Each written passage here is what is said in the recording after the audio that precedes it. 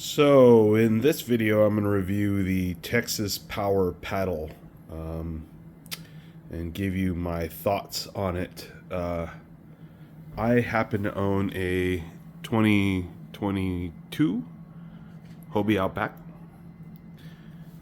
and a Old Town Sportsman 120. I bought the Texas Power Paddle that replaces the rudder that comes with a Hobie with their rudder in which the motor is mounted. Notice I don't have it mounted on my Outback anymore. There's a reason for it.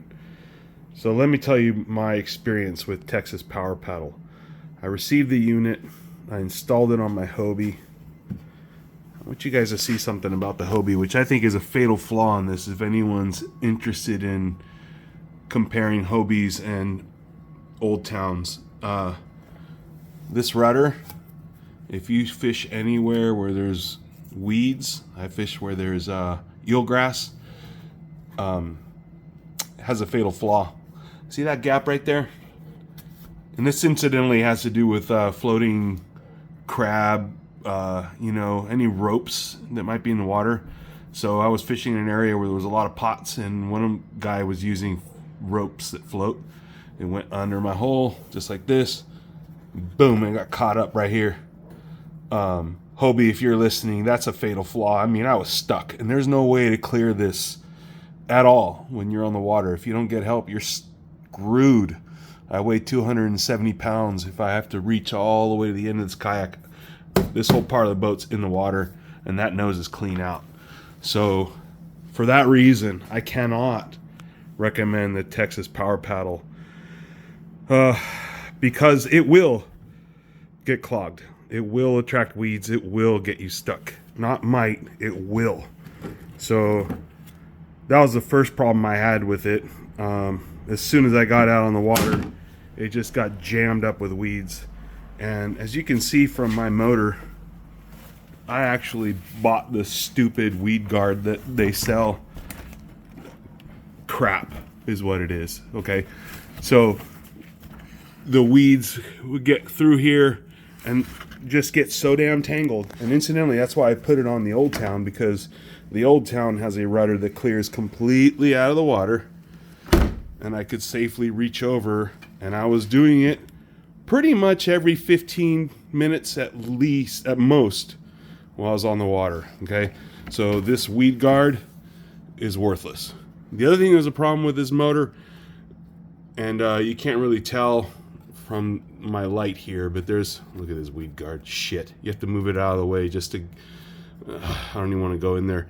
I had to design a sleeve essentially that goes between the motor propeller and the motor itself, because the weeds would come in, they get tangled up in there, and now what you've got is this jam full of weeds that renders your rudder pretty much useless. So when it was on the Hobie, essentially, once it got clogged up with weeds, I had no steering. That's a fatal flaw. It could be a fatal flaw. So very, very bad. Here's my second complaint. They advertise this. I think I have the Gen 2, Gen 3. I don't know what the hell it is. But they advertise it as all day. Like, you're going to fish all day. And no, you're not. No, you're not. The fastest this thing's going to get you is essentially your pedal speed. And if you have it on full power, you will run out within hours. It's not going to be all day. No way. And I've used it maybe 6-7 times now, very moderately, and it never lasts me an entire day. It just simply doesn't. Now, the nail on the coffin for Texas Power Paddle has been their abysmal customer service. First of all, if you call them, you're not going to get a person. You're going to get their answering machine, because it's not a company. It's probably a handful of people, and they're pulling stuff off the freaking shelf and putting it together. I think the only thing unique to Texas Power Paddle maybe is this rudder that they made, okay?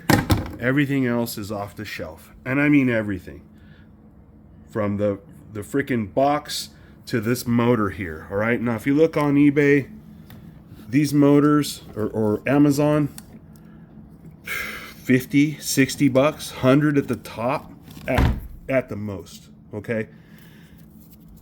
Now, because they're basically admitting that they knew that there was an issue with weeds. Oh, we've been hearing our customers, and now we've come out with a new motor. So if you look on their website, they've got a new weedless motor, okay? Here's the problem. They're retailing that at around $650, I think it is. And as a way of like throwing a bone to existing customers, they're giving you a $100 discount. Okay. So to replace the issue that's fatal, even, I mean dangerous, okay, they're going to charge me, after a discount of $100, $500+ to replace this motor, okay, with a weedless propeller and not a thruster. $500. Again, on Amazon, and this is a Chinese-made motor. There is nothing unique. Texas Power Paddle is not in the brushless motor making business, okay? That markup is obscene. It's obscene. And I called them like, are you serious? Well, finally, by the way, somebody got back to me. And this isn't the first time I called them. I called them immediately when I bought this thing because of the very low time before I ran out of juice. And you know what they told me? Too bad. It's been in the water. You can't return it. So that return policy they have is bogus. If you mount it on your boat and if you use it, you will not be able to return it, period. Okay? So $500 I thought was obscene. And I said, hey, you guys, come on. Throw me a bone. What's the specs on the motor?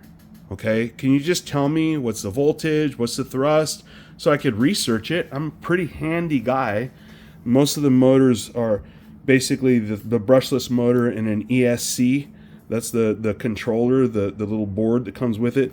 They move that into their control box and just put this waterproof wire, okay? All this stuff. You know, these attachments here, these are off the shelf.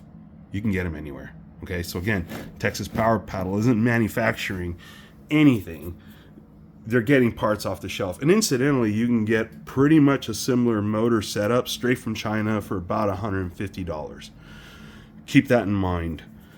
So when I call them and I told them, please send me the specs, I just need to do this on my own. I'm not going to spend another $500 on an already flawed system to make up for a mistake that you guys have, right? Crickets. They promised me they were going to call me back, and they didn't. They haven't. They won't. Okay? Because they know I got them. And I have a feeling it's a couple people in their garage putting these things together when the order comes in. I may be wrong, but I have a strong suspicion. So if you can hear some anger in my voice, it's because I'm out $1,500 on a piece of shit system. I'll just come out and say it. Okay? That can actually hurt you. Because if this thing gets caught up in weeds and you're on a Hobie Outback, you will not have rudder control. You will lose it. And there's no way that you can clear that motor from this boat at all if you're on the water. Okay? Oh, and rinse it off when you get back from salt. You bet. I did that. For sure. I totally understand taking care of gear, you know, when it's been in salt water. And I'll tell you, after my very first year use, this motor got completely frozen up. Completely frozen up. I had to take it totally apart and lubricate it. Okay, and incidentally, I highly recommend you spray the crap out of yours, if you have one, with WD-40. It's not going to be enough just to rinse it off, because the stuff that's inside of it isn't rust proof. And I'm telling you, this thing gets frozen. Right now, even though, and oh yeah, that's the other thing. I've had this for just a couple of months. This rudder is totally crunchy. I mean, crunchy. So, you know, it's worthless. That's my review. Don't do it. Texas Power Paddle, nope. Get yourself a Bixby, get yourself a motor, get yourself anything else, or go on eBay and on Amazon and build your own, okay? Build your own for considerably less. I've bought a lot of things for kayaks. Some things are great, some things are rip-offs. Forgive my mess. I'm a fishing fool, okay?